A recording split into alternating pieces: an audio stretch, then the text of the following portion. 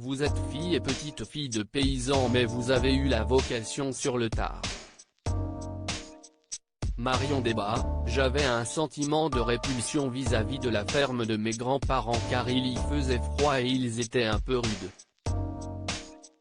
S'ils me voyaient aujourd'hui, ils diraient, si est-il la petite qui faisait la gueule quand elle venait à la ferme et qui maintenant est au cul des vaches. Rire, ils seraient hyper contents.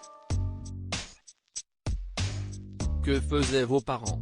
Mon père élevait des canards mais c'était une activité parmi d'autres. La transmission ne s'est pas faite avec une ferme mais psychologiquement et philosophiquement. J'ai grandi dans un village de montagne. J'allais traire les chèvres chez mes voisins, Jeannot et Marie, pour avoir ma petite tasse de lait. J'allais aussi jouer au milieu des moutons. J'ai baigné dans les champs occitans qui ne racontent que des histoires de paysans. Tout cela a contribué à ma vision de la paysannerie. Quel a été le déclic? J'étais éducatrice depuis une dizaine d'années. J'aspirais à un retour à la terre, à trouver du sens, une émancipation. Cela a du sens de produire de l'alimentation pour les autres.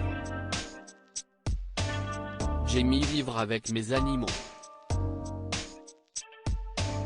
Tous les jours, je me mets un petit coup de pied aux fesses.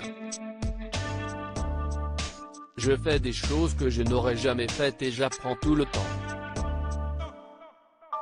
Quoi par exemple? Hier, j'étais en formation tronçonneuse et bientôt ce sera pour la mécanique de mon tracteur. J'ai appris la soudure, le parage, c'est-à-dire à soigner les pattes des vaches. Je suis aussi porte-parole de la Confédération paysanne du département.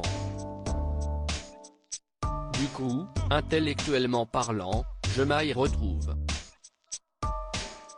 Je discute de sujets de société, de transformation sociale. Il y a du militantisme, une réflexion permanente.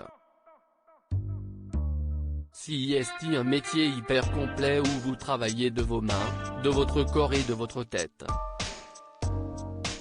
Comment ont réagi vos parents face à ce changement de vie? Ils étaient déconfits.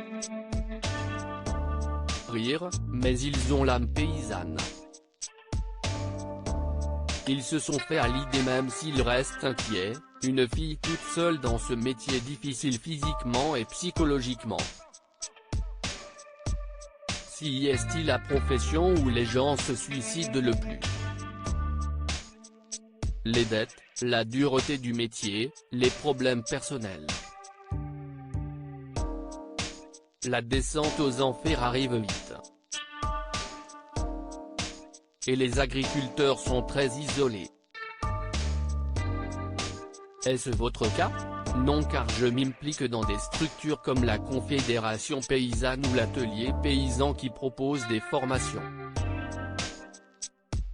Le numérique aide aussi grâce à mes comptes Instagram et Facebook, @lasboria, je suis l'actualité, je rencontre des collègues, je participe à des groupes d'entraide. Je vois du monde, je discute. En cas de problème, je peux appeler des gens.